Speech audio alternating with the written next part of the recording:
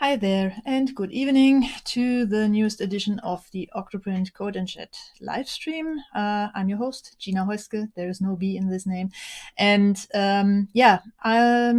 simply, for those of you who never saw one of these so far, this is like my live coding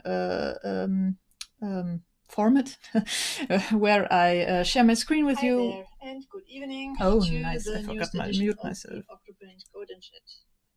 Isn't this nice when you forget to mute your test stream? Ha! I'm good.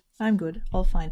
So I live code on OctoPrint. I usually fix some bugs or implement some minor feature. I also did a plugin series where I developed a plugin from the ground up a couple of weeks ago in 3 parts. Today it's mostly going to be small feature implementation and also a bug fix. At least that's the current plan. First of all, for those of you, and for those of you who have seen the past couple of weeks, I have to apologize in advance because, things might look slightly different today than they did before. The thing is that just when I wanted to start the stream, I realized that for some reason I had managed to overwrite all my scene definitions and all of that from this format with the ones from the OctoPrint on air stuff. I have no idea how I managed to do that. I'm going to fiddle out the old configuration from the backup, but there was no time for that today, so you'll have to live with that, with what I was able to whip up within 5 minutes, basically. So that's just for that. And I see I also should maybe have recalibrated the camera slightly, but yeah, I hope you will be able to live with that. I mean, the focus will be on my screen in a second anyhow, so yeah. I'm obviously going to keep an eye on the live chat again as well, which for me will be up there. So if you see me staring there like, what? Then you know why, because I'm trying to keep up with whatever you are typing up there. Yeah. So okay. So I'm simply going to switch you all over to my IDE. There you go. And thankfully, I seem to have been able to actually mostly reconstruct the old setup. So I hope you can all see that. The text size is okay-ish.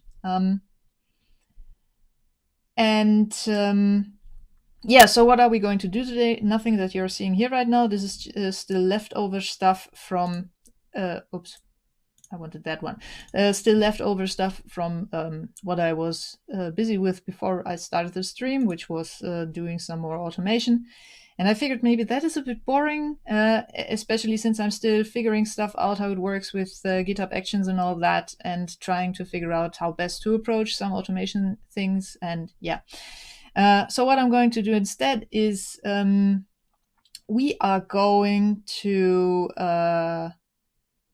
let me start at some other place. So those of you following me on, or rather following OctoPrint on Twitter might have seen that last week I tweeted that we now have a popularity top 10 in the repository. So I finally found a way to extract the data that I have from the anonymous usage plugin, which also tracks the plugins that people have installed. So all of you that have that enabled, so have opted into that, you now provide the data that will populate this list, among other things. And also on the individual plugin pages, you also now see roughly on how many instances this stuff is installed, and also added some GitHub stats that I pulled out of the data, pulled out over the API during the build process. But this is not going to be, or probably not going to be, what we're going to look at today, but instead, we are going to Salandora delay between video and audio, because that was an issue that we had in the past, or more like between stuff in the live chat and in real life versus what is on the screen. Because yeah, I hope it's the latter, because yeah. I would have no idea how to fix the former right now. Anyhow, so this kind of information here is very helpful probably for a lot of people out there, not only the plugin authors who know how popular their stuff is. And thanks, Aaron, for the clarification on your end. but also for anyone looking for a plugin to install it, because, well, if it's quite popular, it's probably not, going to be full of, it's probably not going to be riddled with bugs and all that. So it's probably something that you might want to install, if it also solves the issue that you have or something. So this is a very good indicator for people also to discover interesting plugins that otherwise would go undiscovered and all that. And I thought it would be nice, and someone, at least on the in a comment on the latest OctoPrint on air episode, agreed that it would be nice to have this information also available in the OctoPrint plugin manager. So right within OctoPrint itself, when you go to settings and then plugin manager and hit the Get More button. And so this is what we're going to look into today. So this data here is already in the JSON export. That a plugin manager uses, or at least it should be. I'm going to check this briefly. And then we will have to modify the front end of the plugin manager in order to be able to sort the list in the first place, because right now I think sorting is not even available there. So we'll need some kind of sort drop down or something. And then then we will also see that this is displayed, though I think the display I already did. And then offer the option to sort by that stuff. Yeah. So just to check what we're working with here, if you go here, this is the data that, of course, now the camera is right in the way of where I need to. So sorry for the weird. So this is what we get in. Oh, by the way, hi Salandora. This is actually a plugin by you. Here's what we get in the individual plugin JSON. So we get the ID, publish date, title, description, and all that stuff. And what was newly added now, if it's available at least, so if we have data and if we can populate, oh no, the GitHub stuff is not actually in there yet, but if we have data, it's this here, this installations information. So we see that the system command editor is currently installed on at least 1,376 instances out there, at least, because we can only, of course, measure installations on people's instances who have opted into the tracking. If you have not opted into the tracking, then this will not count you. This will not include you. And based on some additional data that I got from the Pi Wheels people, it seems that only about 10% have logged into the 10% of all OctoPrint users have opted into the tracking. So that probably won't necessarily mean that this number here is 10 times as high, but just as a caveat how to treat this kind of data, it doesn't mean there are only 1,376 installations of this plugin. It means there are at least, because these are the ones that we know of, and there might be a huge number of unknown instances. So we get this information in here, and if we now look into the camera is in the way of the parts where I need to click. Sorry for the weird contortions here. You know why now. Right, so let's take a look into the plugin manager, which is here. It's bundled inside OctoPrint's own plugins folder, so anything bundled here that isn't an external dependency is inside here, and I'm a bit confused what this is. Right, because never mind. So this is the plugin manager, and if we now take a look into the into the template here, we see the part that actually makes up the whole thing that you see in OctoPrint Settings Manager. So there's a lot of macros here which are responsible for showing things like your OctoPrint instance is not online and all these nasty nag screens that you might sometimes see and hate, because it usually means something is wrong with your setup, or it just means you're printing, because this is also where this is defined. Then this is the regular tab content with the list of installed plugins, and also some information about pip and all that. and the plugin notices, and somewhere here there is also the get more button, but right now I think I already scrolled past it.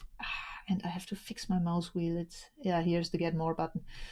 And then there's the cleanup dialog, and here's the working dialog when you install stuff, and here is the actual repository log. So that is the thing where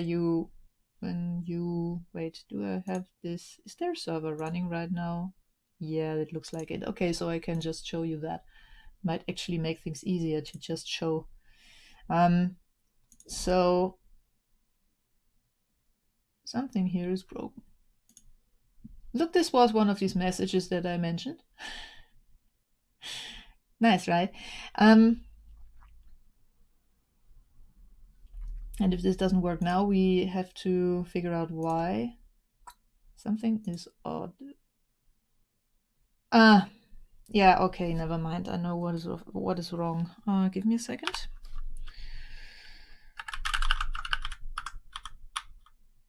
Actually, no, we do this differently. Because for development reasons I had it redirected to fetch the stuff from localhost. So from a local running instance of the plugin repository, but we don't really want that now. And I think that is the problem here. So we are going to restart.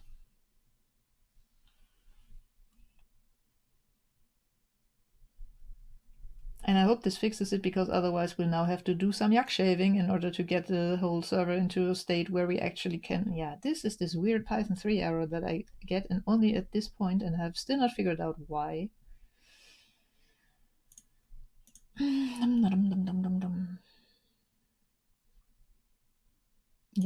Marcus red. No, we do not want to update stuff now. Yeah, that was the issue. Okay. Also fun, because it should not really just claim you have no pip installed, or rather run into an error there, into an unhandled one if the repository is down. So I have to maybe check that later as well. Let me quickly jot this down. So maybe this will become a bit of a plugin manager centric issue today, episode today.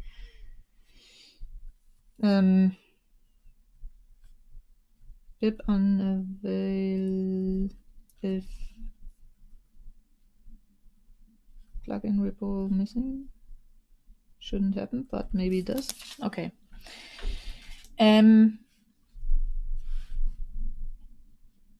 Oh, right, and maybe I should also, I just realized I should probably also do what I did in the past and explain what we are actually tackling here, so that people tuning in later will know what we're tackling.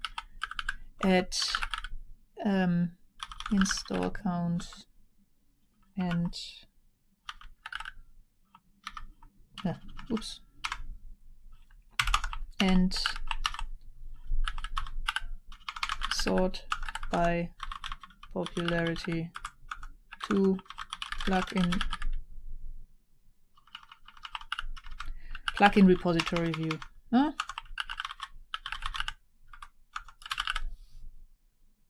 So this is what we are going to work on.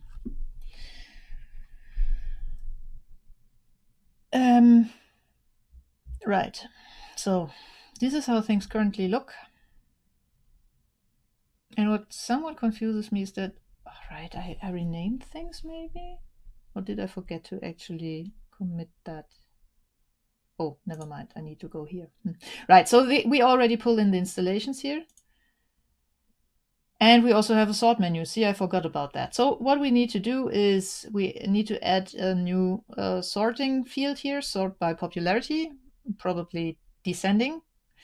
And hook this up to the filtering here of this list, so that not the filtering, to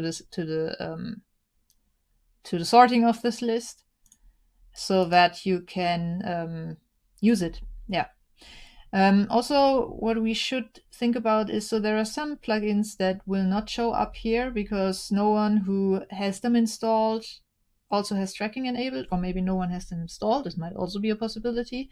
So that will be effectively 0, and we probably want to sort them at the end, right? And not at the start. But yeah, it's always something that you need to briefly at least think about. Also, maybe we should make sure that this here doesn't happen, because this looks really broken right now. So yeah, some stuff to do surrounding these installation counters that we now have here. So let's take a look at those. So first of all, I told you that this space, this part, settings plugin, plugin manager, repository dialog, is the dialog that we just saw. So the HTML definition of that.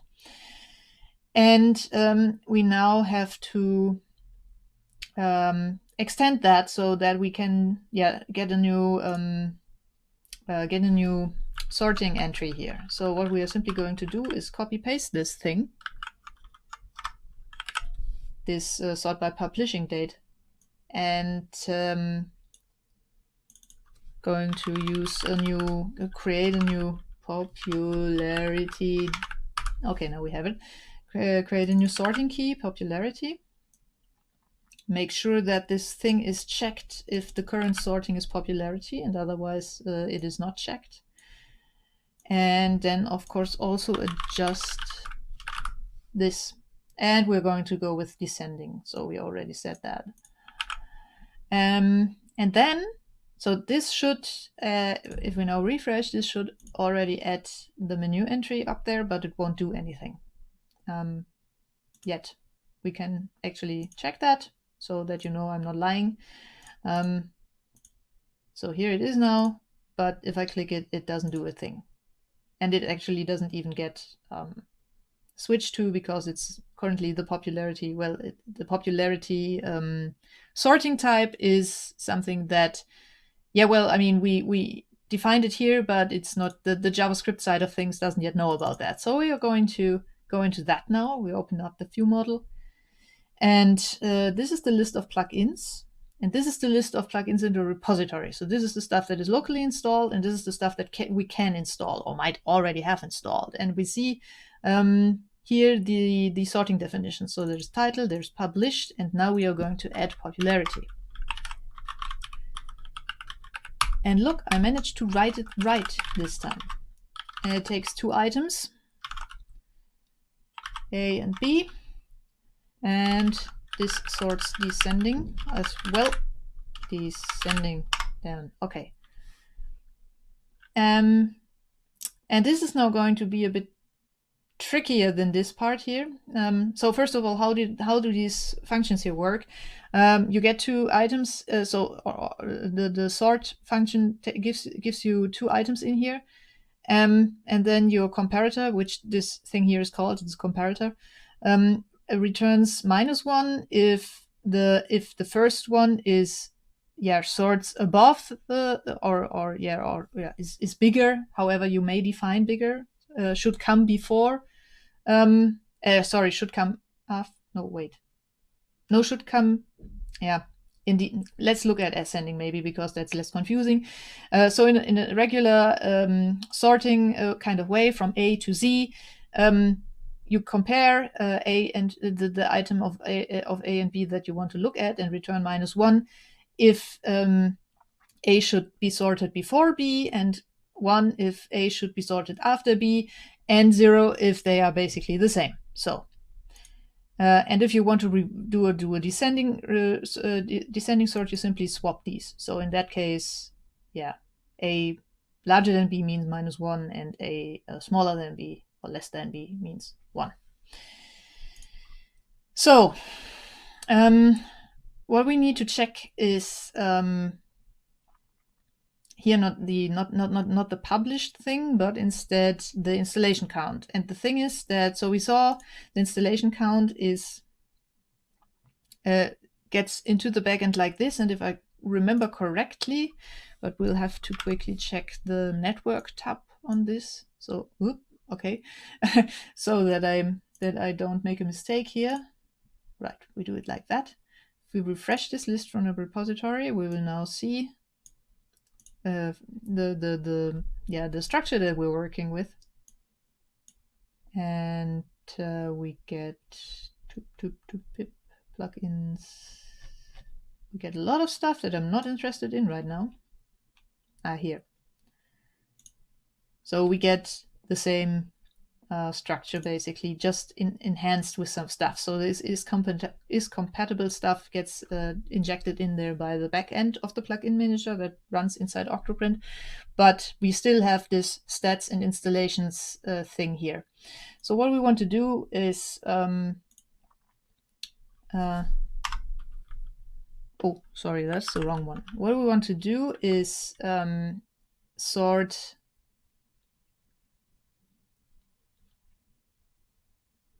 Let me quickly think. Yeah, is extract the installation count from both A and B that we get into put into, and if it's not there, set it to 0, and then just do a regular compare.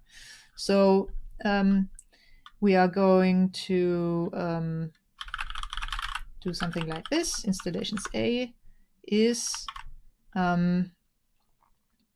so if A has a stats entry and A also has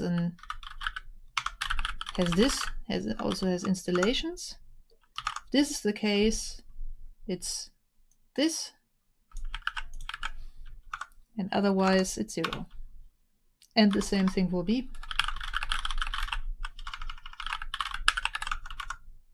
And we're going to simply copy that because, yeah, why not, right?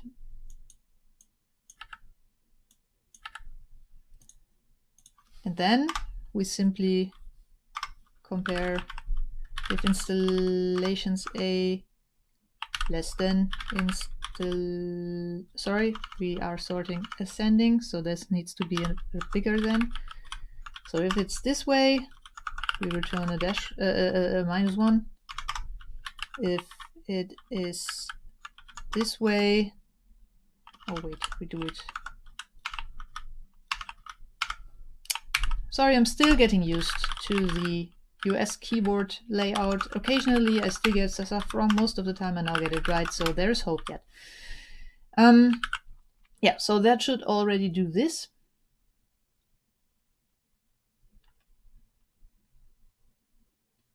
And I'm pretty sure this should already be it. Which means we are now done with, no, it's not everything that I have planned for today. But yeah, so this adds the sort by popularity, descending. So let's check if this actually works. We're going to reload this. I'm going to close this because it's driving me nuts to have this kind of limited screen space. Go into Plugin Manager, click on Get More, sort by popularity, and it's sorting. And now we have Bad Level Visualizer, Octolabs, Themify, Navbar Temp, Printtime Genius, Firmware Updater, Display Layer Progress, Spaghetti Detective. So exactly what we saw on the plugin repository is reflected in here now. So we can scroll down here. And I'm not going to scroll way down and show you the least popular plugin because that feels like it is in the direction of the author or something. So yeah, we're not going to do that. Feel free to do that on your own once I have pushed that, if you absolutely need to know it. Yeah, but so that's the current. So that's the solution for this. Now we already noticed that these things here, they are not really perfectly aligned or something. So there are lots. Yeah, like here, there can be line breaks between that number and that icon, and that is a bit ugly. And also the problem is really, I mean, we still have some space here, but can I do that? Can I show you that? Yeah, but the way that things currently are structured here, we have this done like this. So maybe it might be a good idea to also change the layout slightly to put the install button to the top right, but be able to flow around it here. We'll have to experiment with this a bit, and I'm actually just going to experiment with it a bit because, yeah, it's a bit annoying that we cannot really make use of all this empty space here, and on the other hand are fighting these kind of issues here. Where was it again? These kinds of issues here. So yeah, we're going to look into that now. And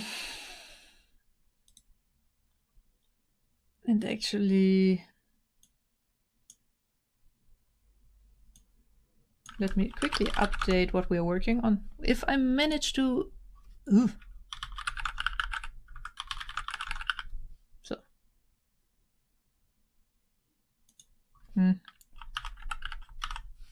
Yeah.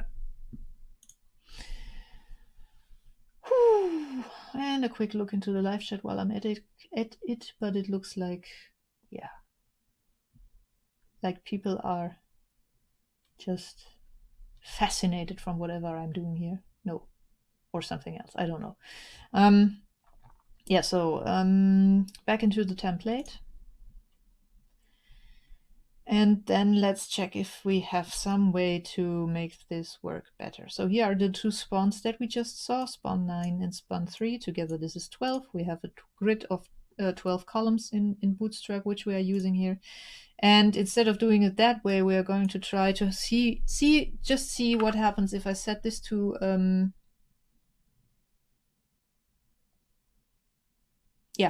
if I set this to a span 12 and take this button and put it before the title, actually, I think, right?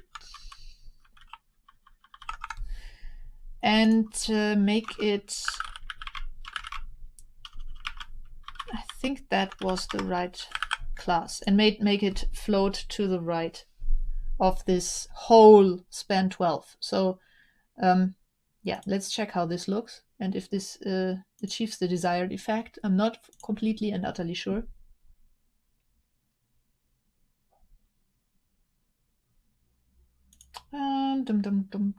I always worry too much. It's my second name. Actually, that's Melanie, but let's not go there. I prefer Gina. Oh, yeah, no, this is not going to work like that. Yeah, because before that we... Oh, this looks horrible. But hey, we now can use the whole space. It just looks absolutely disgusting. So, oh, right, because it was defined as a block element, but yeah, we now have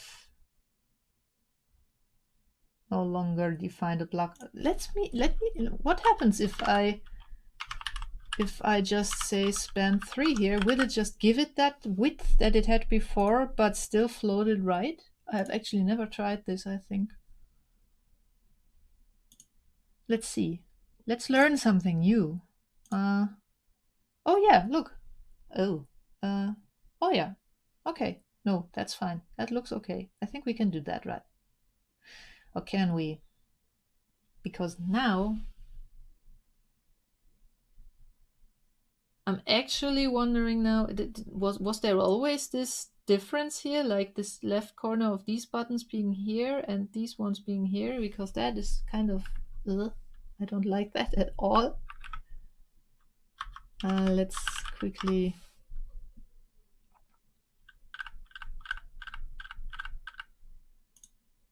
Let's quickly just check. It's still loading. It's taking its sweet time. I have to figure out why that is. Okay. Oh, it always did this. Ugh. Yeah, because of the scroll bar, right? Yeah, well, this is a problem for another day, not for now. Okay, but this thing there... Oh, this should definitely go here. So this solved this issue. Where's my... There. Issue with this not using the available space completely, but in some cases we will still see a line wrap here, and we really do not want this to ever be split up. So we'll probably will have to just jump through the hoops of turning all of these spaces here into non-breaking spaces, so this never happens. It's a bit annoying to do that manually, but hey, it's not that much work, right? So there, there, there, and there. Oh, right, and here. That should hopefully do that.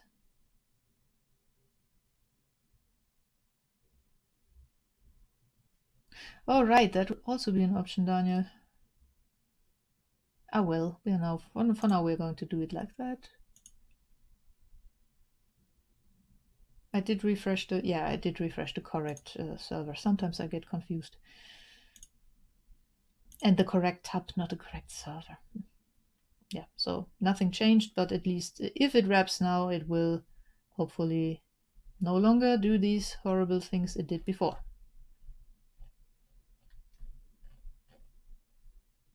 Nice. And it looks okay, no? I mean, we don't have any nasty side effects of pulling that button, right? Also, if you're wondering why so many things here show as incompatible, this server is running on Python 3. And as we know from these nice little stats here, only a bit less than half of all plugins registered in the repository are already compatible to Python 3. So a lot of that stuff is currently showing as incompatible. Yeah, okay. So, but that worked. Now, we can actually, let me first make sure that we are on the current version before I prepare a commit to push. Right, oh, I should not have done this because now it's updating all repositories and I only want to, I'm quickly going to do this on the other screen from the command line because that is way, way faster right now. Bam, git pull, already up to date, so that was not needed anyhow. So we can quickly commit this. Let's check. We added this popularity search function, sort function. Why do I keep saying search? We also made it selectable, and then we did a bit of refactoring or redesigning here or restyling here. So yeah, that is what is this? Actually, we need to probably split it because this adds a new feature and this is restyling down here. Yeah, but we can simply deselect these these changes here, and then we will only add the one line that we added here to get the drop-down menu entry and the changes that we did there. And these classify as a new feature or minor improvement or something. In the program manager, add sort by plugin popular uses data from from the tricky word pulled from the repo. Okay, that is that. And then we also have this change here, which slightly changes the whole design. And I actually have to quickly look. There was, I think, some. I'm trying to use the Gitmojis because it always it gives me a better overview into what I did, where I did it, and when I did it, updating the URL and style files. When I look into the Git log, so that really helps me to better parse my Git history, so to speak. So we slight restyling of repository browser. Make sure icons don't get separated from their text, and reduce amount of unused space. And I have no idea why I did 2 line breaks here. Right, because sometimes it's weird. I don't want to do a screenshot, thank you. And that is that. And now we can push this and have this already done. Okay, Now, remember there was this issue that we just saw when it couldn't connect to our local plugin repository, and therefore claimed that nothing worked. So yeah, this is something that I really want to look into now. So we are simply going to reconfigure it that way, restart the server, and reproduce the error, and then get to the bottom of it. Hopefully. And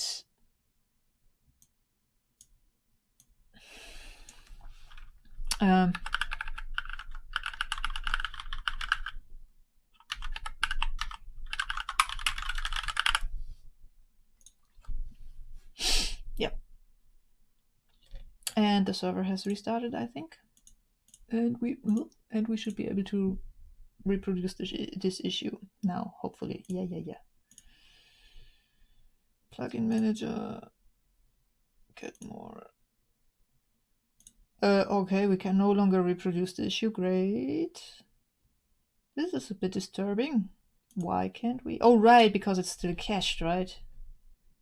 No, but it's still trying to connect. Now, this is a bit frustrating now. I mean, we all saw it, right? There was an issue.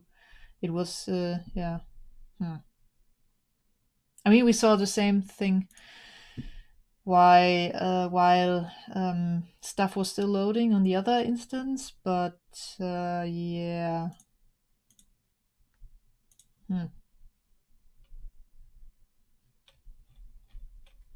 That's weird. Why doesn't it reproduce?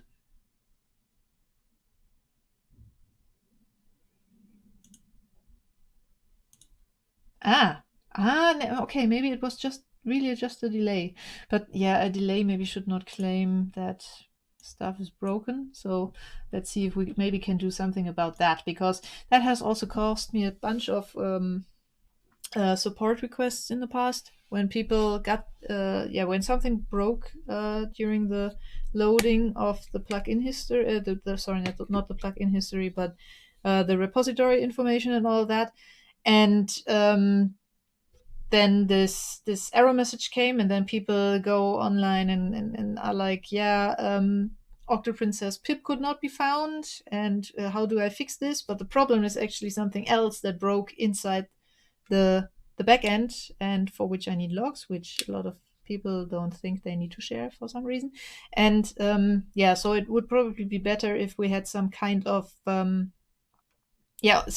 error message if something went wrong with fetching this data, which is not as misleading as the pip message that we just saw.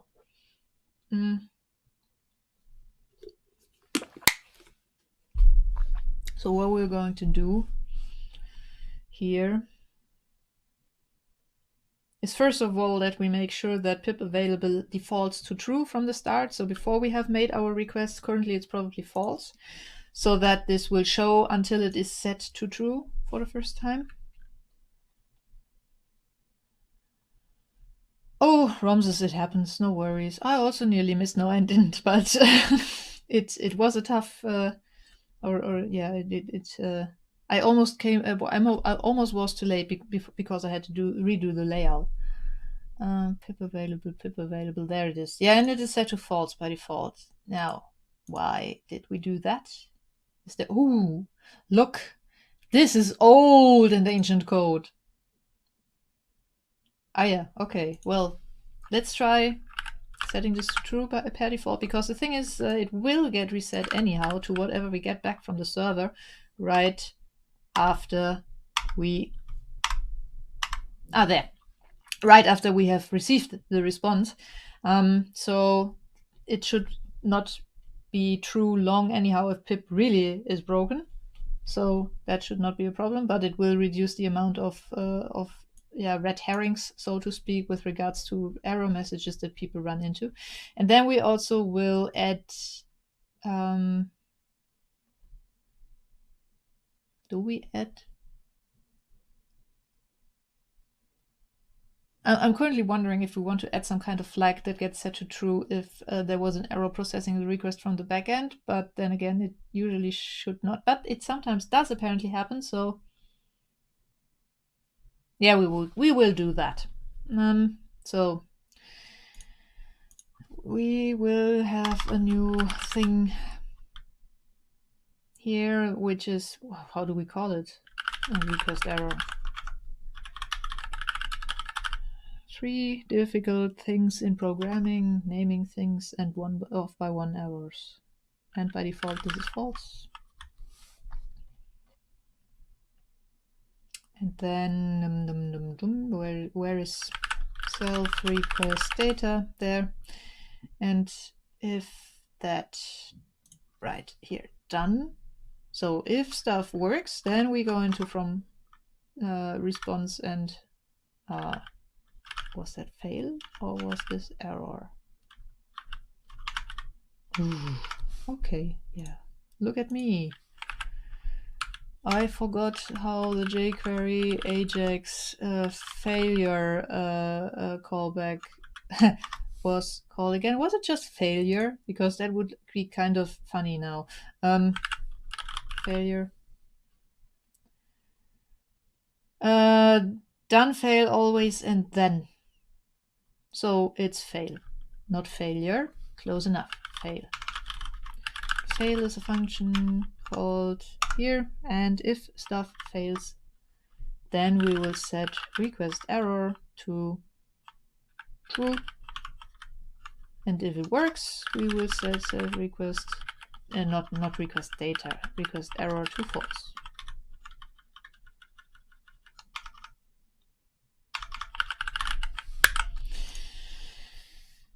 Right.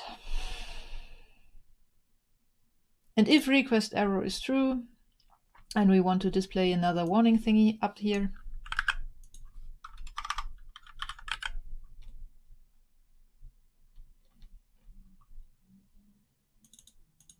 so we just call that wrong button. We don't call it wrong button, we call it, yeah, you know what I mean. Like that. And it is visible if there has been a request error. There appears to have been an error retrieving the plugin data from the backend. Please report this. Be sure to include all requested logs. Something like this. The wording needs a bit of polish here and there, I think. Maybe like this. So now, how do we get it to actually error out? Tricky. I fear we actually will have to briefly adjust the endpoint to return something like, I don't know, a 400 or so, because otherwise that will be a bit tricky to make or to achieve. Oh, damn. Apologies. It's been a long day already. I think it was here, right? Yeah. And then we are just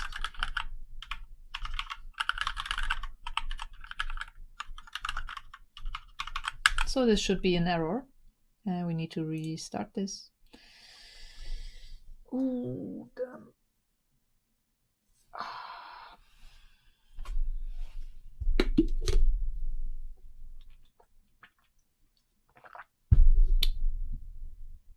Start faster. Okay, if we now go here and reload, then we will hopefully be able to see this error. Or not. Okay, why not? Shouldn't it have...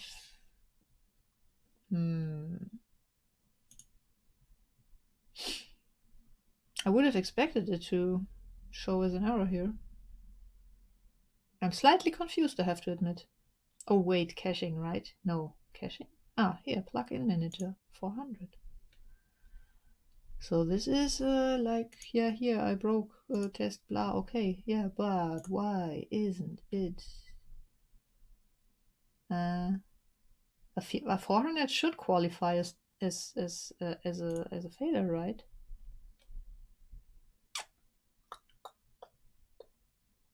Okay, we need breakpoints. Instead of guessing what is wrong here, we're simply going to look what is wrong here, which is always a good idea.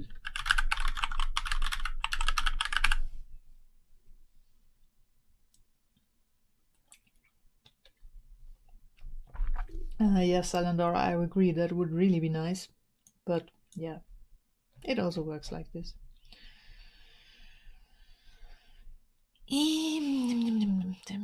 Log contents, notice counts, blah, blah, blah, blah. Where is request data? That, no. Perform listing search from response. Oh, we must be close.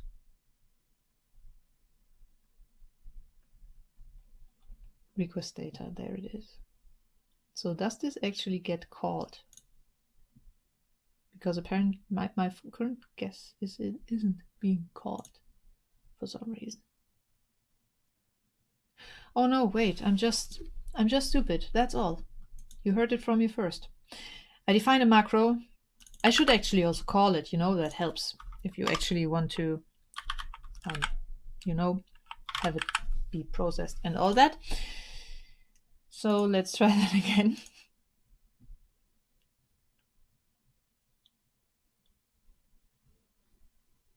Yeah, and also we just saw it. It does break in this breakpoint, but plugin manager, yay! Okay.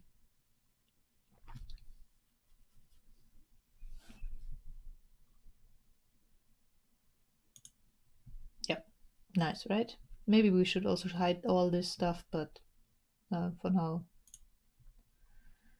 we are going to keep it like that. It's better than it was before, at least. Yeah. Okay. And this classifies as this UI UX thing here. Where is it? There. Bum ba dum bum bum.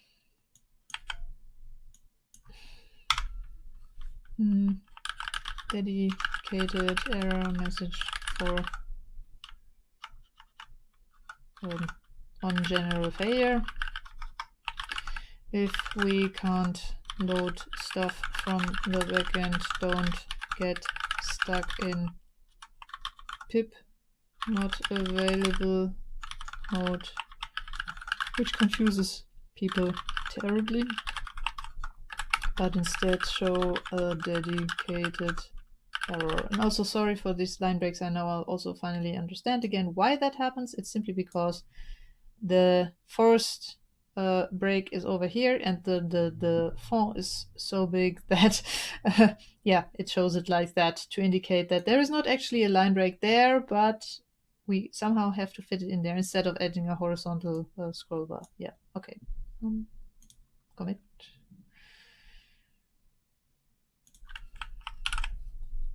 And push. Right.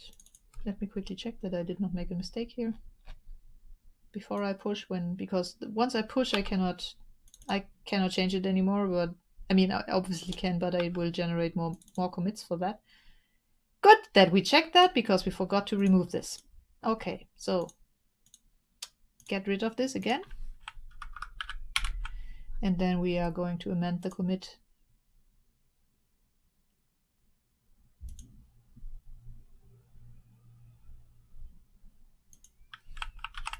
And another check. And yeah, so this is now what the, okay, that took surprisingly long. But okay, yeah, so we can push that. So we did this,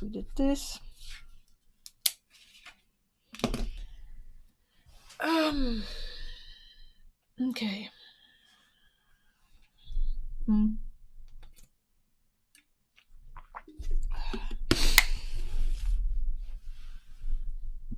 Right.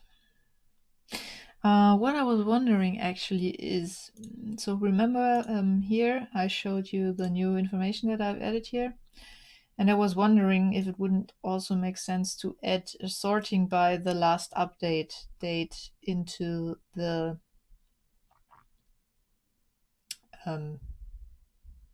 plugin repository browser thingy inside OctoPrint. I'm not entirely sure on this though. And we also had a discussion. We had a discussion on this in on the Discord server a couple of nights ago. I'm not entirely sure when, sometime last week, when I added this stuff, because the thing is that the last update of a plugin, or rather of the source, so this is when there was the last change to the source, and this is how many GitHub stars this thing has. And I'm also looking into making this something that you can manipulate from the plugin repository, but I need some server magic for that first. And the amount of open issues. And the thing is that open issues per se, so if there's like 200 here, that does not say anything really. It could just mean that the plugin is very popular, and for that reason it gets a lot of people who open issues, and maybe it's not all bugs.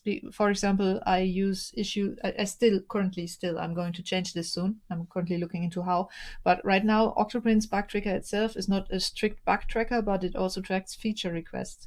So there are in OctoPrint, for example, there are currently something like, I think, 330 open tickets, and only about, what was it? I counted them a couple of days ago, and I think something like 30 or so, or 40 of those are actually things that are, bugs or things that need to be analyzed, and everything else are feature requests or brainstorming tickets. So things where you can discuss, or you can open to discuss some stuff in with regarding to which direction the development should be taken. And those also probably these days should rather go into the community forum, because this is like, it's a discussion forum. It's like the best place to discuss stuff. So this is a bit of a or not of a misleading number. It's a good metric to have. You just need to know how to interpret it, because it doesn't necessarily mean Bad Visualizer is a bad plugin now because it has 23 open issues. Jim, you know how I mean that. But it just means it is a plugin that has 23 open issues, and those open issues could be anything really. And the same thing really with the last update thing here, because, for example, most of my mini plugins that I wrote over the years and still maintain, I wrote them. They do a very, very, very minor thing, and I have not had to touch them for ages. I actually now had to touch a couple of them because I had to mark them as Python 3 compatible, but that's about the only change that happened within the last 5 years or so.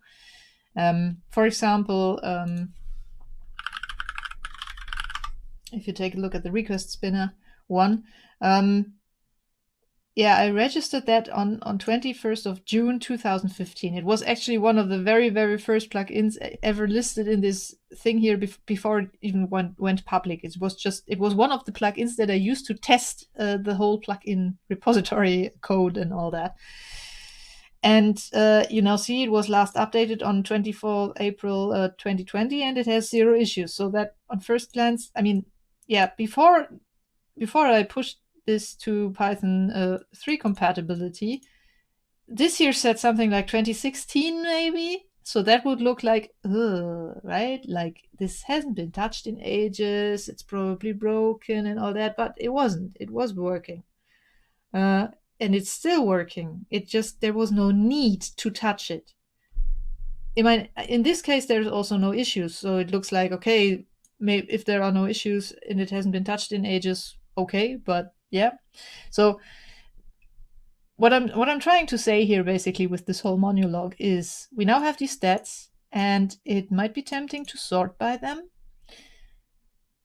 And I'm actually thinking that sorting by last update might still be something I should add. But on the other hand, if you do not know how to interpret these stats and you only use one of them, and not look at the whole thing as a whole, so 378 instances, 0 issues, apparently it is getting installed here and there and it works, and you might have other things that are only installed on maybe, I don't know, 10 instances, but have 200 open issues. I mean, that's of course exaggeration now, but you get the drift. It could happen. And yeah, you have to look at the whole stats in order to get a slight idea of the probable quality that you are to expect from this particular plugin, and the activity of the maintainer and all that. So yeah, I'm a bit unsure right now. On the other hand,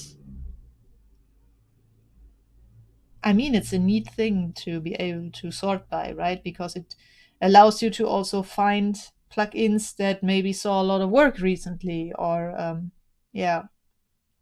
Then again, sorting by public date.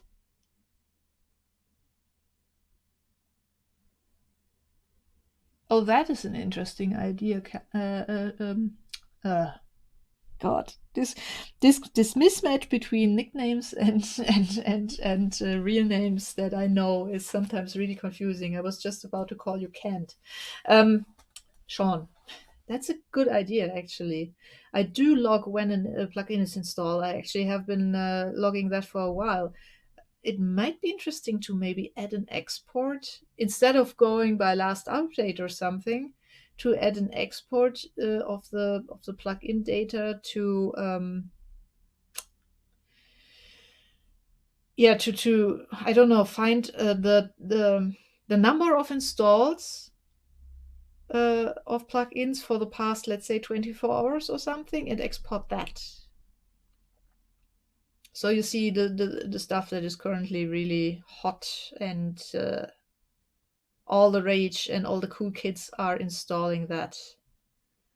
And Jim, I could probably, I think updates are not triggering the install event.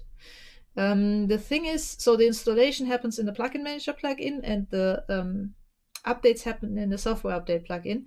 And I think, let me check, where is the track? Oh no, right, it's in a track. Yeah, sorry, I have to look here. And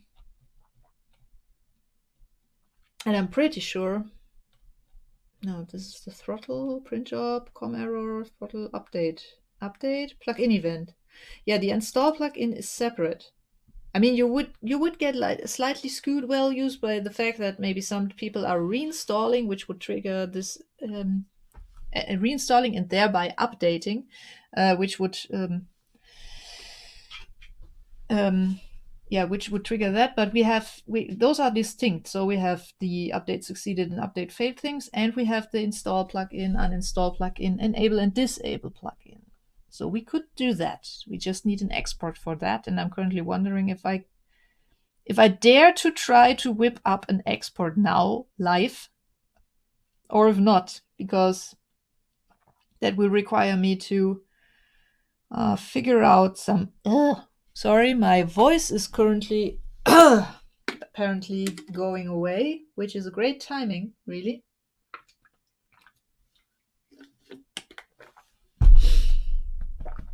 Let's hope a bit of water helps. Yeah, because currently I don't have this data yet in the export. I only have it.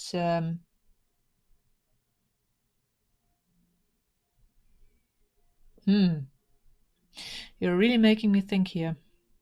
Oh, come on, do it. Yeah, okay. I will try, but I cannot really. I can't really promise anything. So first of all, what I'm going to have to do here is mount the. No, I already have that. So I need to, in order to develop against. First of all, I have to create an export now. So I have to. Okay. First of all, we're going to commit to this, and we'll see how far we can get in an hour. How do I best phrase that? Add plugin install stats to. Does this fit? Yeah. Add plugin install stats to plugin repository. Okay.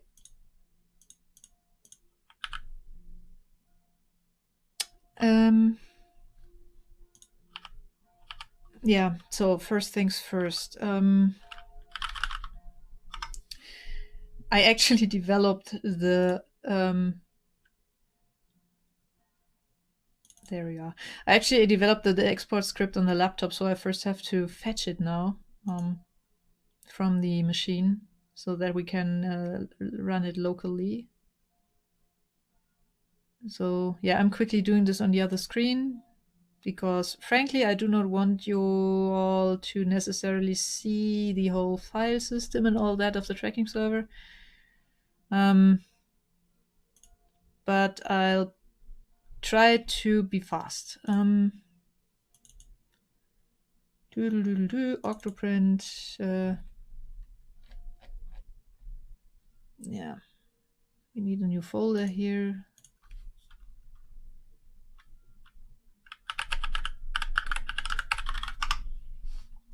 And then, where was that? I think it was here, here. That looks okay. Perfect. Yeah, I found it. Okay, cool. So we currently have this and this. I'm sorry, I'll have to think aloud a bit. And then we're going to copy this or download this. Right. And then we should hopefully be able to just quickly open it. Ooh. Tracking extract. Nee, how did I call it? Stats extraction, right.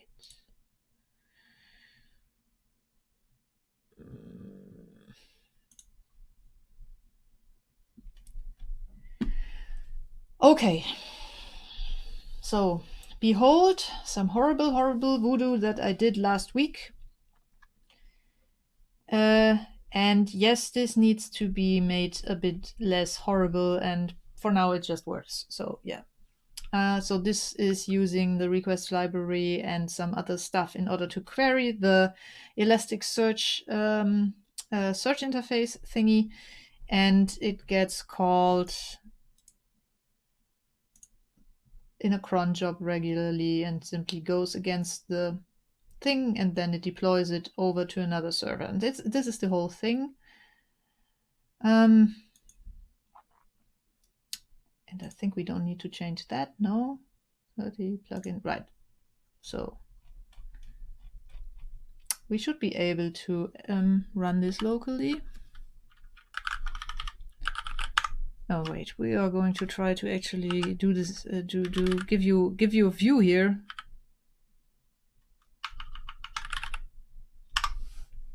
Like last time, right?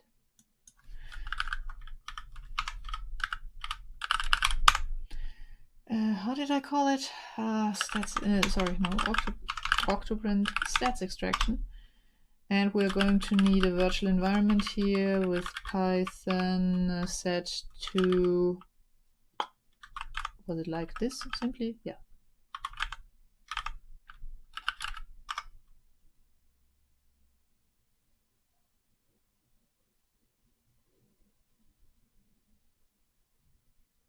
Yeah, Sandra, that's true. That's true. I actually do want to switch this over to something that gets automatically deployed and all that, though, from a repository. So I hope that that will help in making this not run for years and years and years and years in this current state. But we'll see.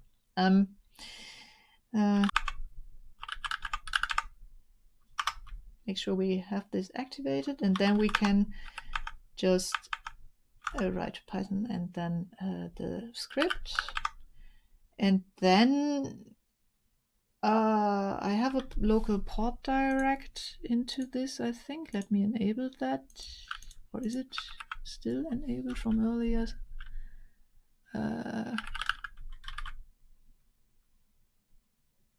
Wait.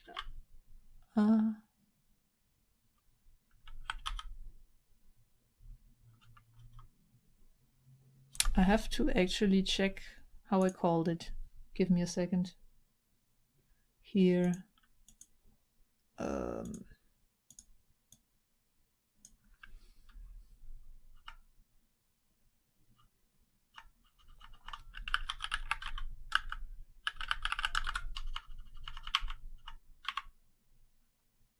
Nope. Great. Dum, dum, dum, dum, dum, dum, dum, dum, dum. Nope. Give me a second. I have to find my config once. Damn, the file system is a bit slow right now. App daemon compose, no compose, right. Auto SSH, Docker compose, open. We're going to quickly move this over here. No, we aren't. We're going to move this quickly over here. You don't have to know everything.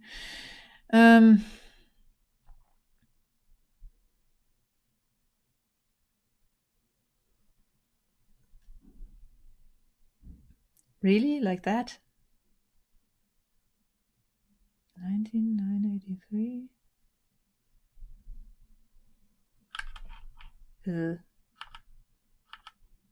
Really?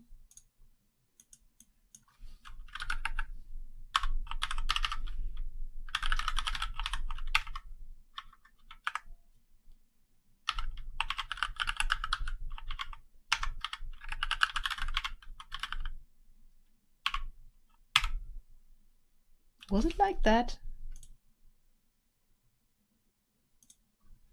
Oh no, only the search. The rest is touched by that thing. Oh no, it's the other way around. Okay, tracking, live, star, search. 30. No, 1 day. No, let's take 1 day. We only want to quickly check if it actually still or stats JSON. If it. Oh right. Maybe I should also install the request library. That might help because we use it here.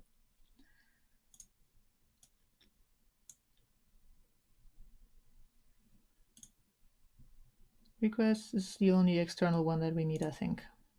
So let's try it again. And that actually looks good. So if we now look into this thing, it's empty. Okay, that doesn't look so good after all. Why is that? Maybe one was a bit too little. Let's try the past 7 days. Try that again. That looks better. Okay, so for some reason 1 day isn't working, but okay. So this is the stuff that we currently get back. And we now want to enrich that with additional data, which we first have to even query in the first place. So that's going to be fun. I really hate this query syntax. It's so, okay. Let's see if I can somehow magically make this work. I'm not promising anything here because it took me a whole while to wrap my head around this in the first place, and I'm now going to try this live. How do we call this query? Plugin installs. And this is no, for now we're going to copy all that stuff. Oh wait, we can actually cheat. I just realized. Ha! Because we can simply take a look at the current stats panel and then go to plugin installs. Where was that again? Here.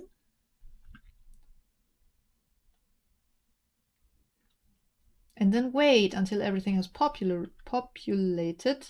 Oh, current 0 is a bit unexpected.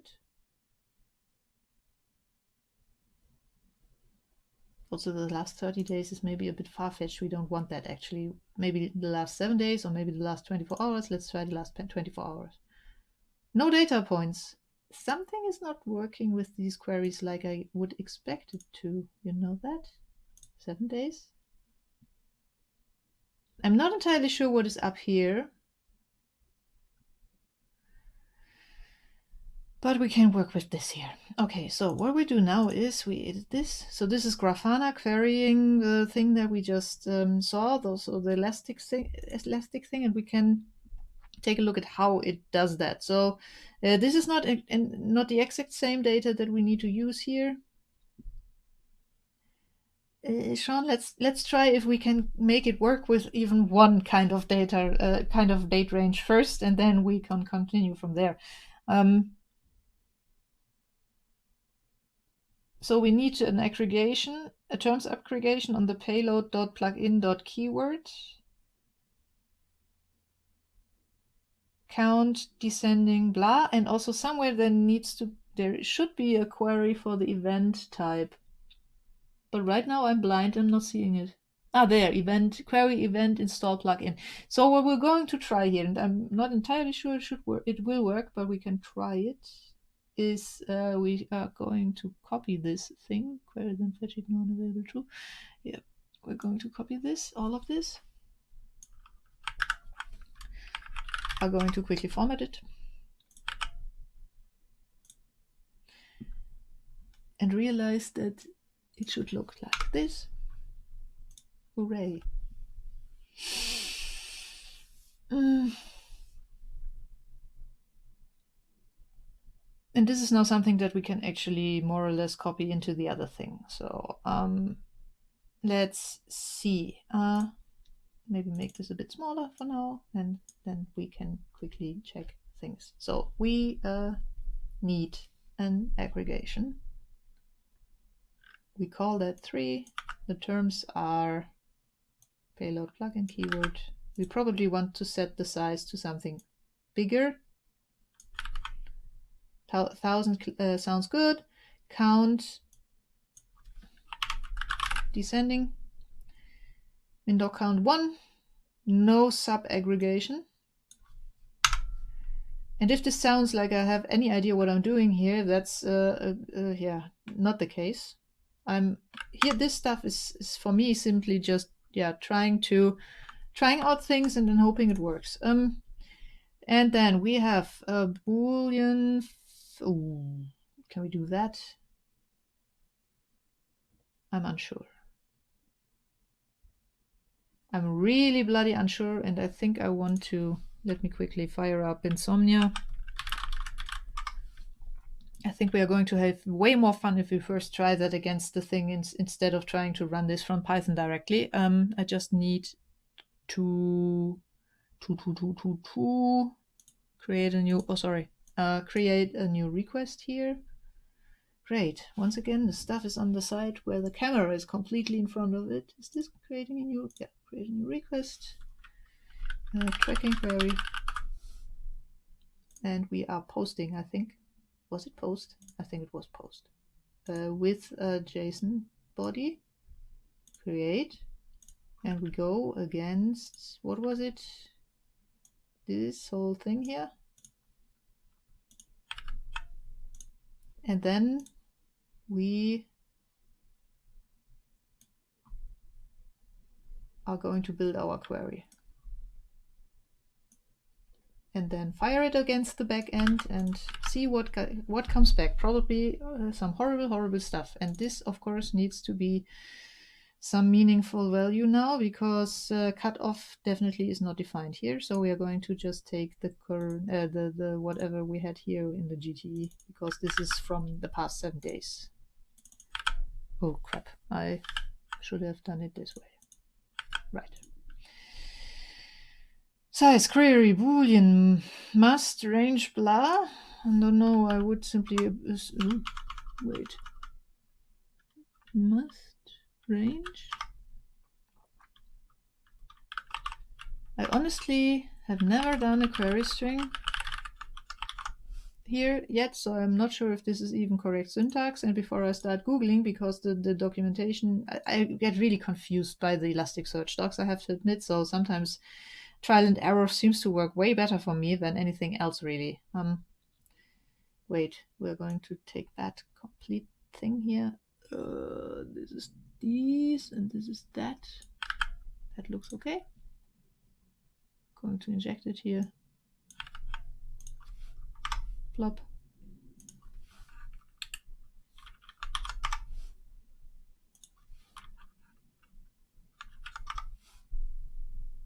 No, absolutely no idea if this works, but we will see what happens.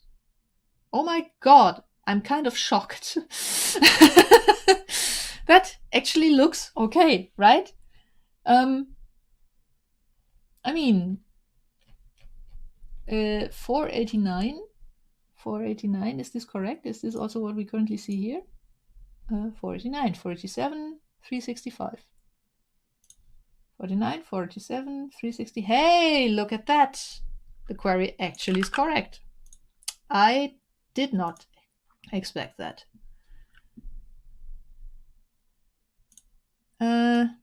So we inject that here, fix the tabs.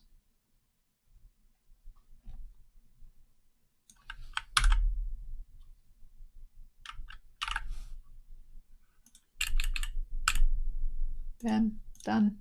No, not done, because that should actually be...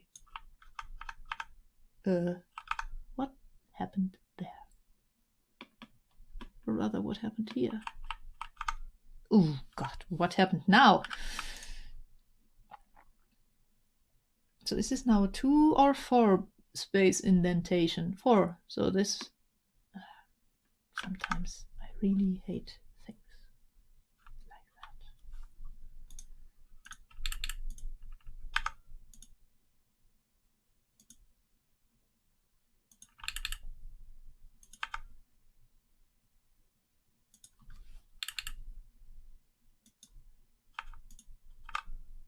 that. Geht doch. Okay. And this now is cut off. Yeah, so now we have 3 queries, and now we have to go through 3 queries down here. So sending query to blah blah blah. Actually, I think this is starting to need some comments here, because otherwise I will never know what the F I'm doing there. Get plugin versions, version stats.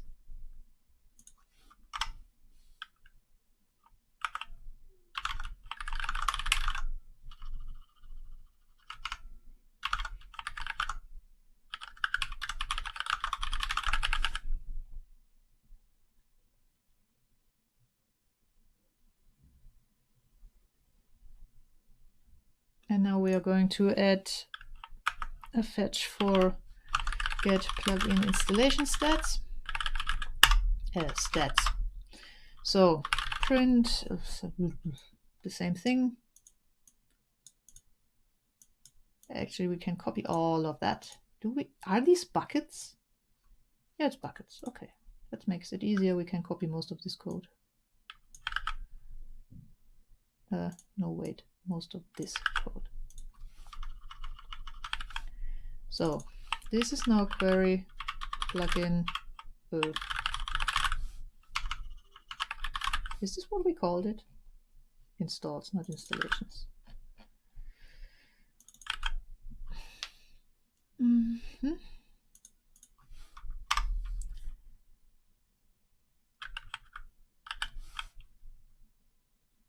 And somehow I managed to forget that one. I'm good, right?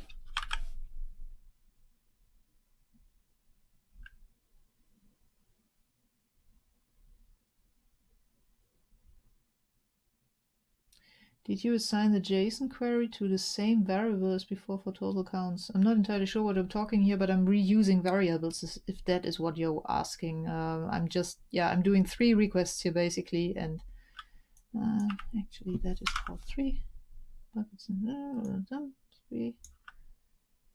3. And now we have our bucket. So now we have access to this array here. Doc count, huh? Okay. So the plugin is a bucket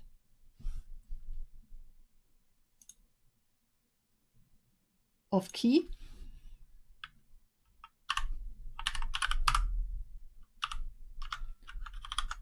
And the count is bucket doc count.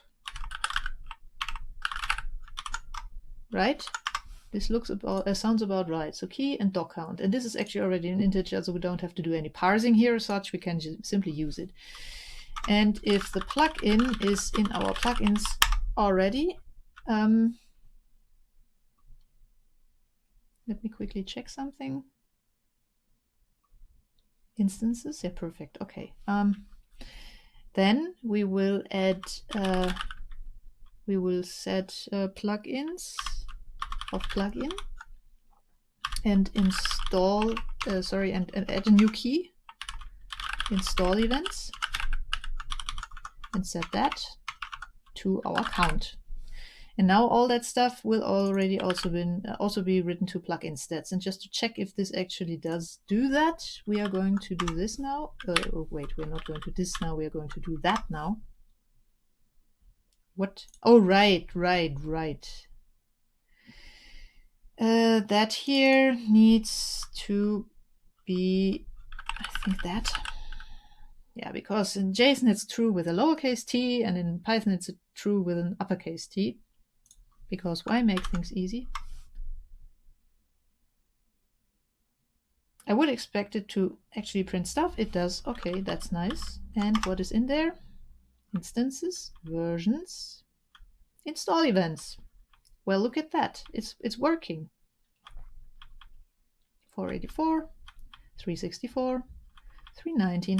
Okay, so we can now take this code and move it over again back on the server, which I'm now going to do quickly here.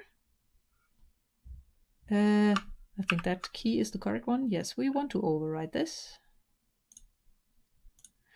And then I'm also going to quickly run it on the server just so that the data export will already contain this data that we now want to see.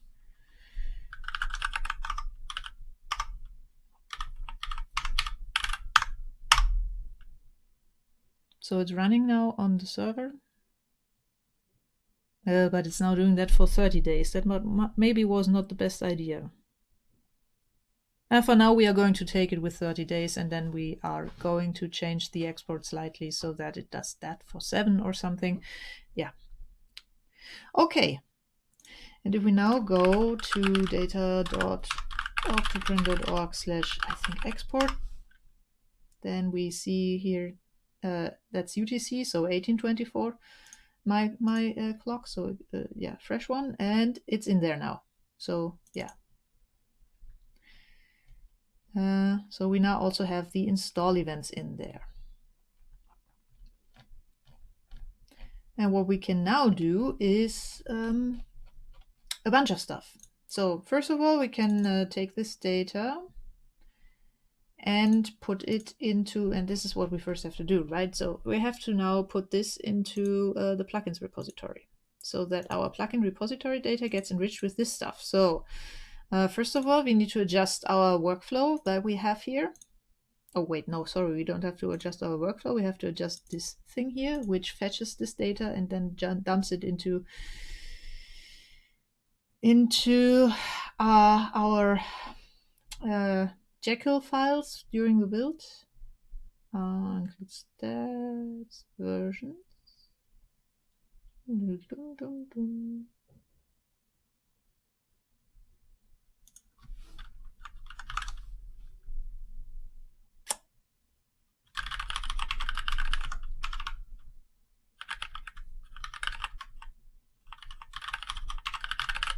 That should already do that.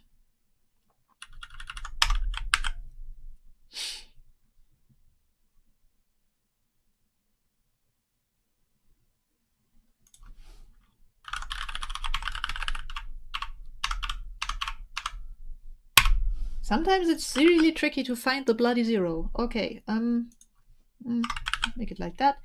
So that should take care of this. Then we also want to use that in our plugin repository export. So down here, okay, and then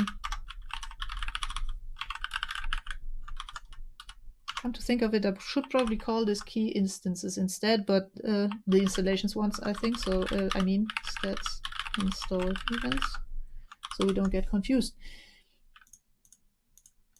But yeah, that should work. And then we need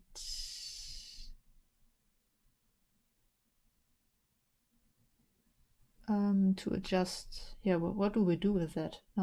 First of all, we will maybe, yeah, we should probably show it in the individual plugin, on the individual plugin pages as well, right? So right here where we have the, oh no, I moved this up here, right? Pager archive, installation, pip install, date, install, yeah, active installations.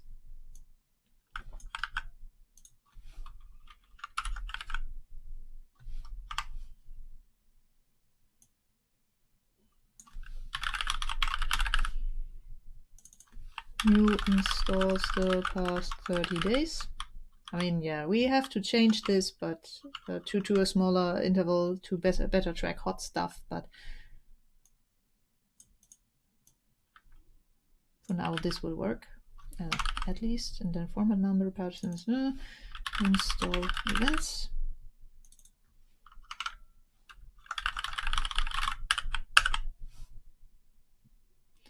And that should already do the trick. So we are going to quickly check if this does actually work.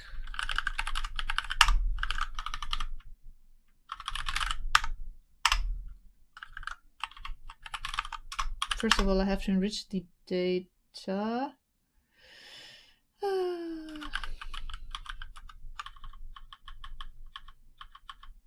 Don't have a venv in here yet. So I'm quickly going to change that.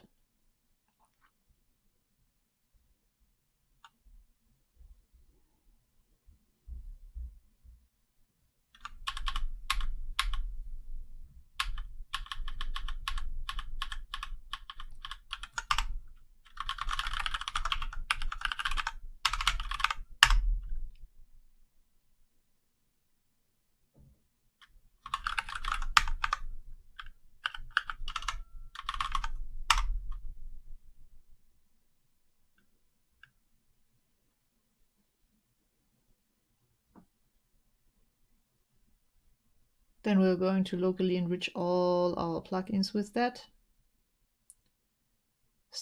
with these stats, and then check if yeah, things actually look right. And if they do, and if the generated JSON file also looks right, we can push this to the live repository, and then make sure that we actually pull this data in and utilize it in the plugin manager. So we are. So yeah, the whole data flow is all the OctoPrint instances around the world dump this data on the tracking server. The tracking server repeatedly generates an export of that, pushes it onto the data server, from which the data export then is being pulled by the page build of the static plugins.octoprint.org site. This data is then used in order to enrich all the plugin definitions in this repository, and then the page gets built, and stuff gets published on plugins.octoprint.org, and that repeats every couple of hours in order to ensure that the data is somewhat fresh. And Jim, I have not yet bumped into the API request limits. I actually use a GitHub API token when I do enrich the GitHub data, in order to not do that, because that way you get 60,000 requests per hour. And since I only run the build page, the page build every 12, I think we should be fine for a while yet, until we hit 60,000 plugins. I did not enable that now though, because we only changed what we pull in from our own stats where we don't have API limits. And that doesn't mean you have to DDoS my server, please. Also because I did not want you to see the API key because that is supplied as an environment variable and in the script. And yeah, so but anyhow, so if it doesn't have the environment, if it doesn't get an API key for the GitHub API, it just disables the enrichment, which is nice for local testing because that also makes it take especially long. But yeah, so if this worked, we should now be able to scroll into our plugin list here. Thank you. And you see everything now has been touched. We are not going to commit this. This is just for a local check. And then check the bat level visualizer, for example, and see that it has been injected successfully. So we now have install events, installations, and individual version stats all injected in here, which can be used for the page build. Which we are now going to trigger because, yeah, this stuff has been adjusted. So this now should also work. So it should show up here. It should show up here. We're going to try that. So one folder up, and then we're going to exec our Jekyll build and serve also. Hopefully.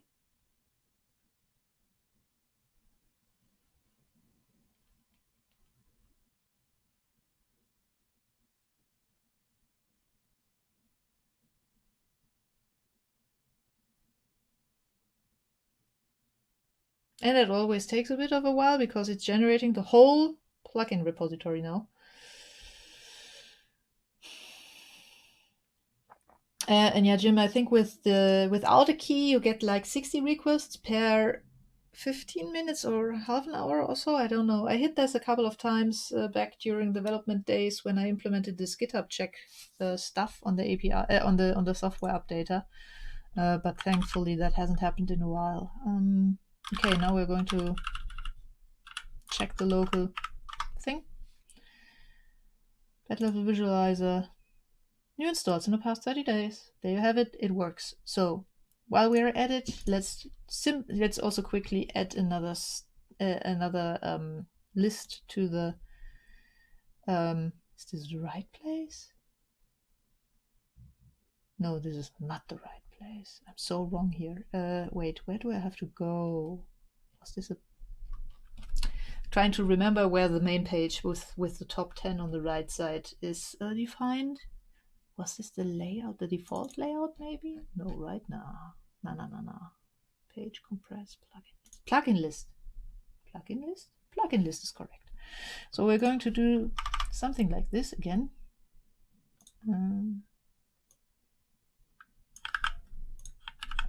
But this time we're going to go with this.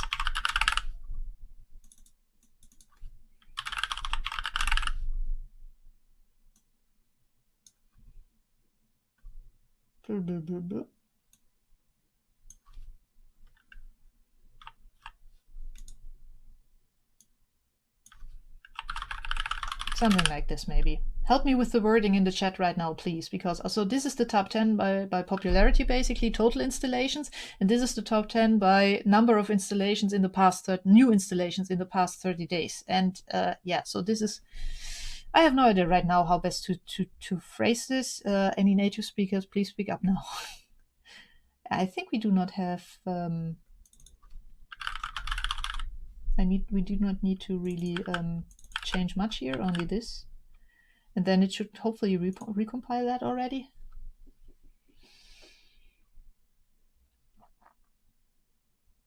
And did I, by the way, ever? I did. Yeah, I wasn't sure if I actually had changed the what we are working on thing here, but I did, thankfully. Oh, come on. The thing is, it always feels so much longer than what it claims it took for regeneration, and I sometimes think this thing might be lying. I don't know. And we go back to the repository.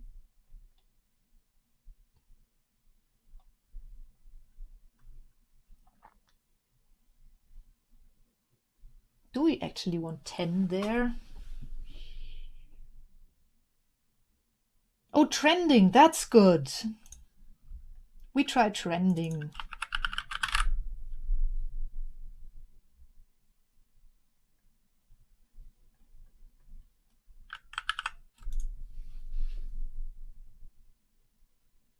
I like trending.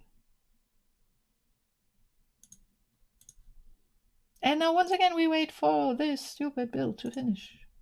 Do we want 10 here? So are we happy with 5? Also we take fresh installs maybe here as well. Sounds better.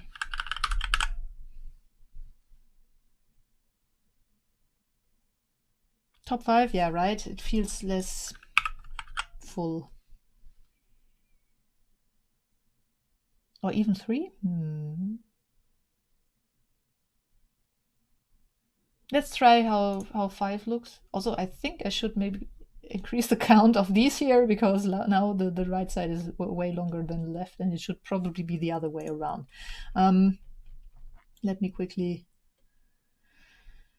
plugin list, where are you? Are you here?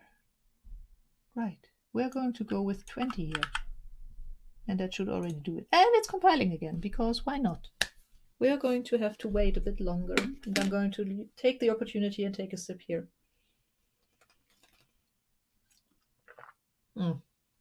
Also, I just realized that maybe it makes more sense like this. Okay.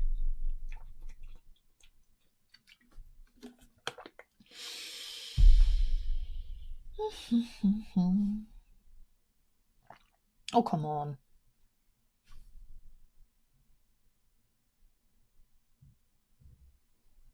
There we go. Okay, refresh. Check it out. Nice. That's okay, right? So top 10 and trending. And if either of those lists are empty, they will not be displayed at all. This is what some of this template magic here is doing. Here being here. Here this, so yeah, we measure if we first of all, we filter everything where we don't have install events out, and then we count, and then if this count is larger than 0, we will display this, and otherwise we won't.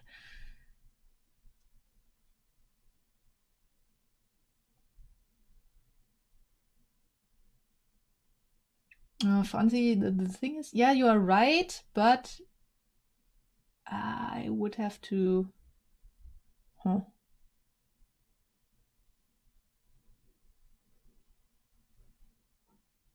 Okay. Okay, let me try something else.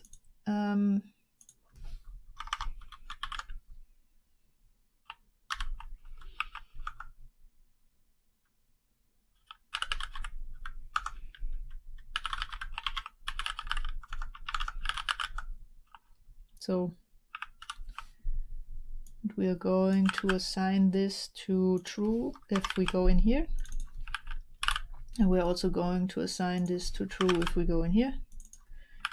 Then we are going to take this snippet out of there, and this is going to get removed completely because it's just duplicated. And then we're going to only show that if shown usage is true. I hope this works, because that way we get rid of the duplication, but only show it if there is actually any data. That is the goal here.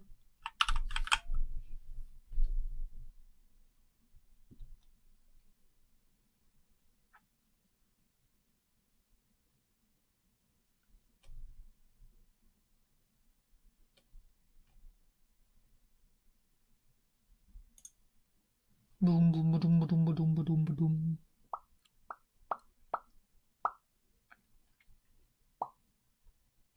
Sorry, I'm being silly. Cannot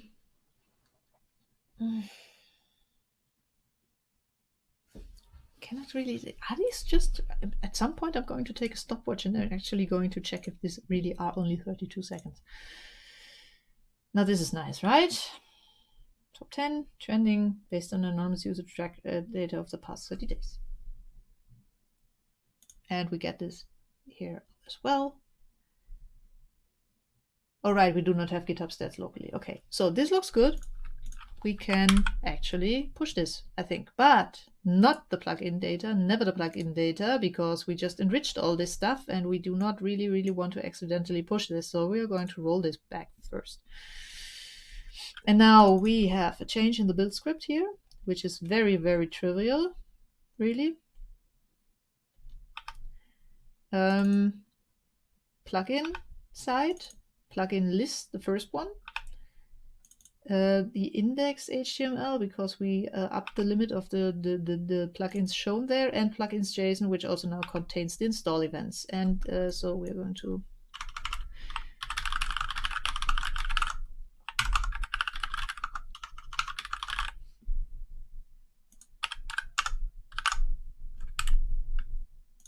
commit, push. Then we get to wait for the page build to succeed.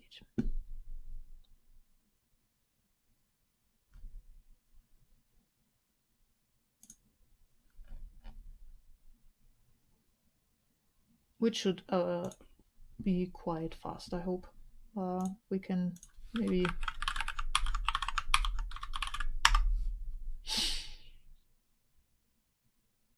Woohoo! Not now.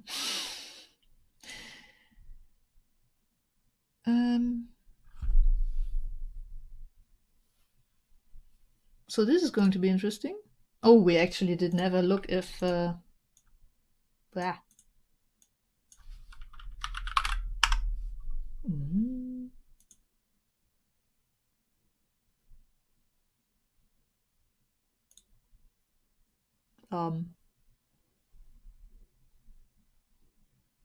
Why is there no...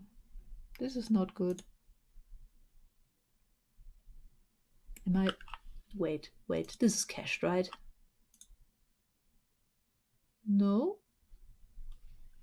Might have to be that we have to roll this back briefly, because for some reason the stats are completely missing here now. And I'm not entirely sure yet why that is. Because...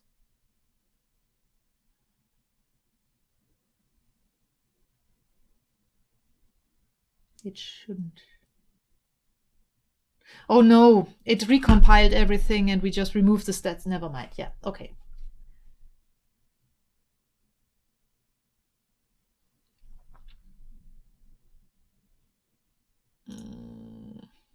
Let me...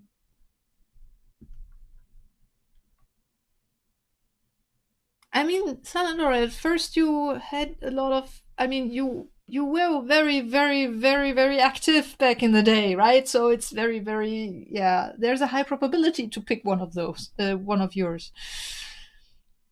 Become active again, please, or more active. I mean, you're already way on the good way there. Right.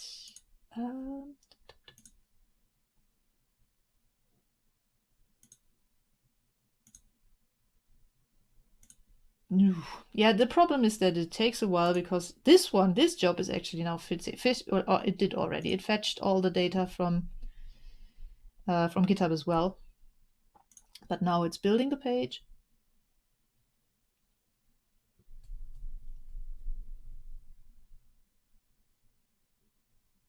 And it's taking its sweet time.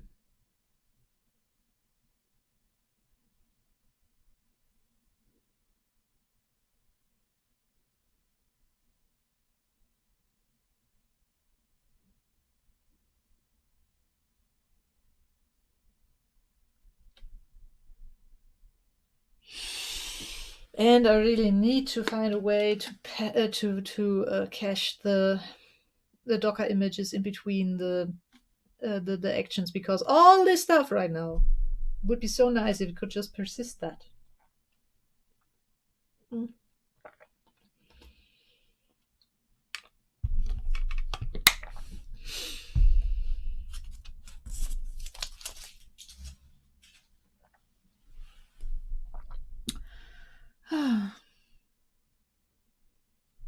Waiting for the page build. The page build is actually starting now. So everything before that was just installing dependencies, and now it's actually building the page.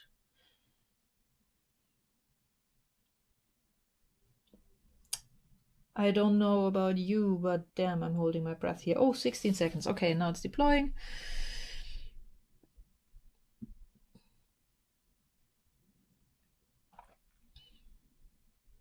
And that looks like things worked. What was this warning there? Okay, interesting. I need to check that out at some point. And now after some more waiting, things should, yeah, the thing is now we pushed it to the static, to the branch where the page is actually hosted, and now GitHub needs to be aware of that, and that sometimes also takes a while. And I hope it will not take ages today. Ugh. Because sometimes it does take ages. Today, for example, it seems. Let me quickly check if I at least got the notification from the... Ah, that looks good. Okay. Ah, there it is. So, yeah.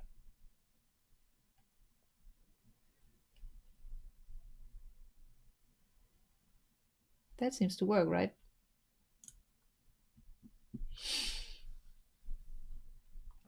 And I think I'm going to keep this here for now because it's relating to these both and not to that one. And if I put this between the top 10 and this paragraph here, people might think that whether a plugin is listed as Python 3 compatible or not is based on anonymous usage data, which would be a bit, no, it isn't. This is actually metadata that is attached to stuff. Yeah, but Prusa Slicer plugins, thumbnails, quite new thing. So it was installed 2.48k new times, but only 2.43 are still there. This is also interesting. But okay, so that is working. Now, next thing is that that data now needs to be pulled into our, okay, we are now turning back to the actual OctoPrint code, not the plugin repository, different, not the plugin repository website stuff, but the actual plugin repository browser inside OctoPrint itself, so the plugin manager and all that. And I'm pretty sure that if I restart the server now and, oh, wait, if I stop the server again and reconfigure it to actually go against the real server for the plugin needs, if I now restart the server, I think it will already show me the stuff, but I'm not entirely sure, so I'm checking. Because if I remember correctly, what I do here is I fetch this plugin data and then I enrich it with additional data, but I don't have to manually copy the fields between the two, basically. Yeah, but let's check. So I'm simply going to fire up things again and then going here. And we also need the network tab. I said we need the network tab. Thank you. And then we are going to open the plugin manager, are going to try to somehow fit it into this very, very cramped space here. The repositories. Ah, that's okay. Now that is worrisome. That is really worrisome because that means this problem is now something that all of you might be having right now. Because apparently for some reason the repository JSON just became invalid. Which is weird because wait. So we will have to revert this change for a bit. We are going to do this first, actually. Give you a second.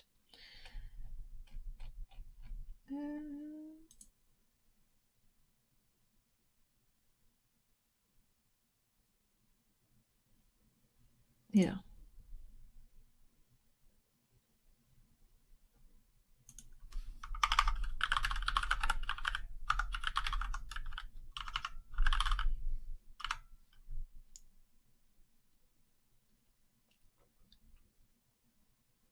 Actually, we only need to roll back that change.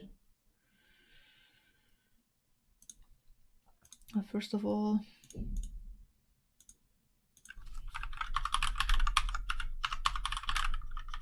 I also I only just added. Ah, nice. Okay, cool. I mean, not cool, but at line 101, column 5. Yeah, this is not good. This should not happen. And this is also the issue here, I guess. So what we're going to do, instead of actually doing a revert here, which I think, yeah, okay. For now we are going to change this. Oh crap! It already. Okay, give me a second here.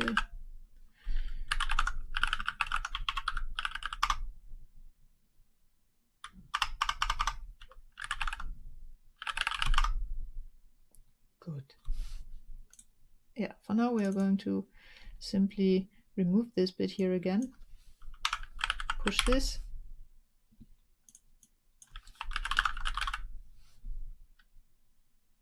Because we need to fix this first.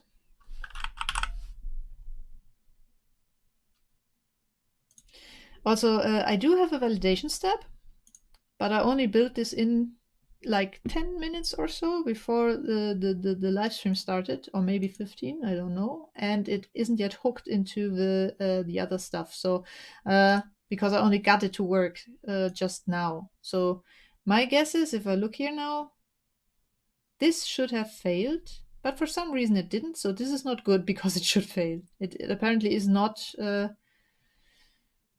It is not picking up the invalid JSON here, which is weird because it should be validating it here. Why isn't this working? I have no idea, but it's something that I'm going to fix tomorrow, hopefully. For now, I'm not. So I guess what we're going to do here, because I just took a look at the clock and frankly I'm a bit tired, I'm going to wrap this up here after I get this fixed again.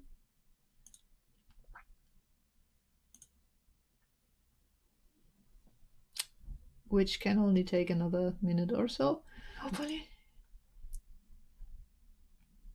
So that you at least get this new and also a bit of revamping here and there and all that. So you have access to this data and you saw how roughly how all this works. And yeah, I'm going to fetch this into the plugin manager maybe in the next live stream, or if I get around to do it for earlier than that, maybe also that. I'm not entirely sure yet.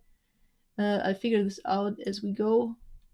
But it might actually be that I just, yeah, keep this untouched until until the next broadcast happens, which will probably also, again, be next Tuesday, just for the record.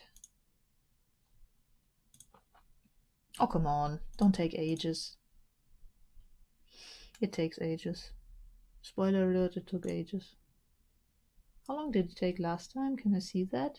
Yeah, 2 minutes 26 seconds. Oh no, wait. Which one is which? This is the large one, 4 minutes 16.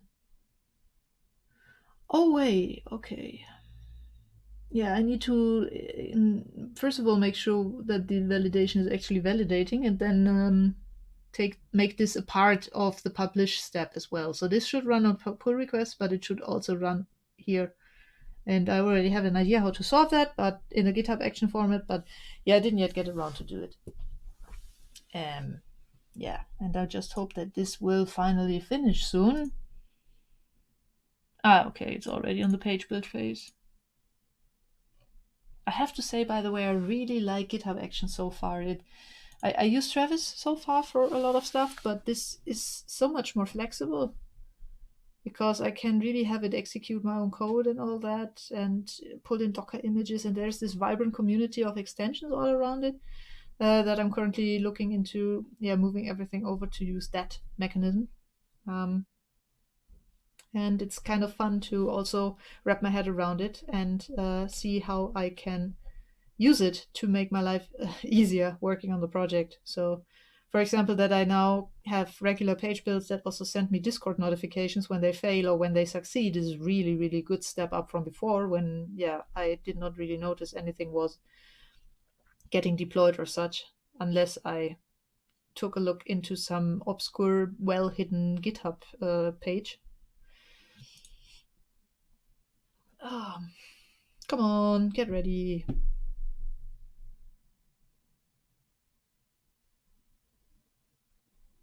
yeah, also release automation is also something that I want to do, or rather, so there's this one thing that I've been doing. I think I mentioned it somewhere before.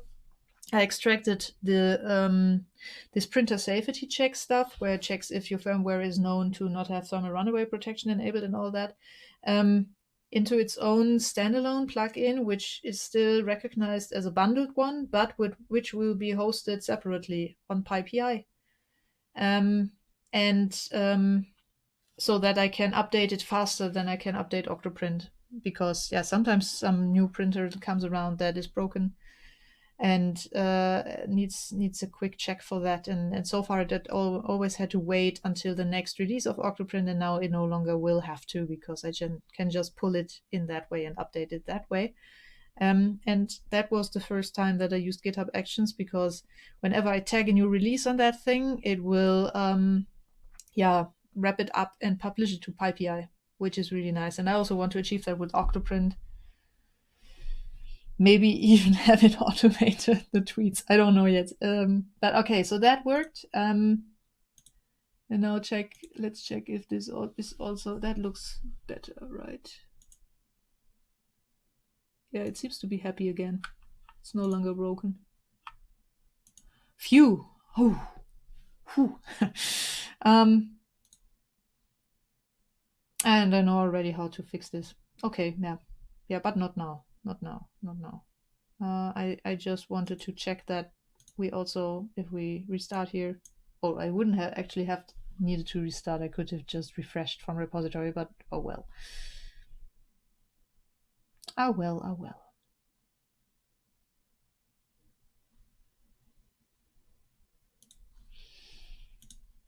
No, we are here. Yeah, okay, it works again. Whew, crisis averted. And the idea that I had, you see, I cannot stop working on it. I'm really bad. Is instead doing this.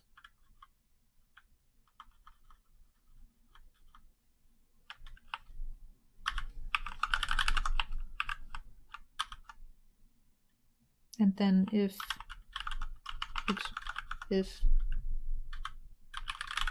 plugins that's install events, we include a comma. No, we don't. Oh, this is going to be okay. This is not going to work like this. I have to rethink this. Maybe I have to rethink the whole structure. We will see. For now, we'll remove this again, turn it back like it was, and I'm going to call it a day. Okay, so what did we do today? We added sorting functionality for the plugin repository browser thingy in OctoPrint's plugin manager, so you can sort by popularity in the plugins.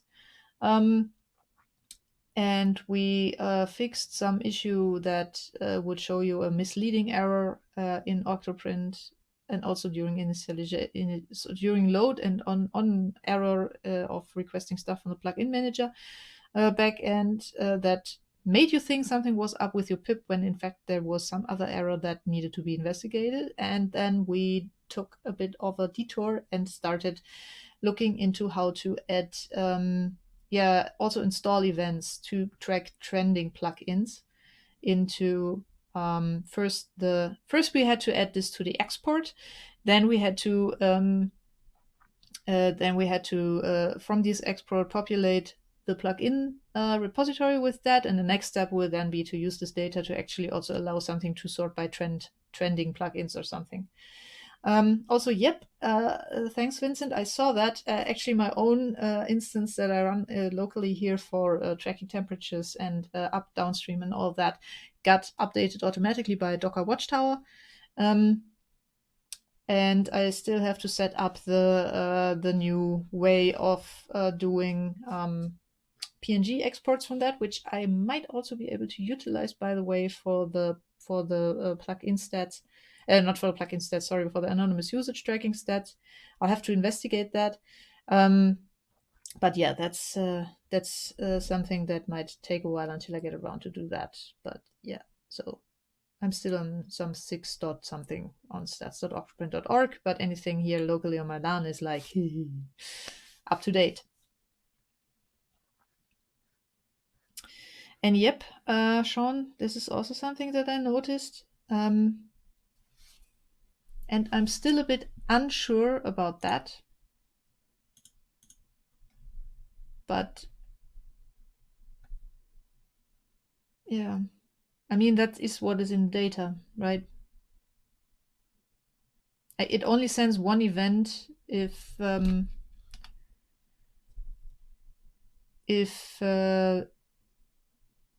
yeah, during this. So one event per install event. So that is actually the number of times that this event found its way into the Elasticsearch document storage. The only question, of course, is if these values make sense. But for now, we are simply going to keep them there. If it doesn't make sense, we can still throw it out again and figure it out if maybe a different query makes more sense. I don't know. But for 30 days, if I compare that with here, right? Yeah.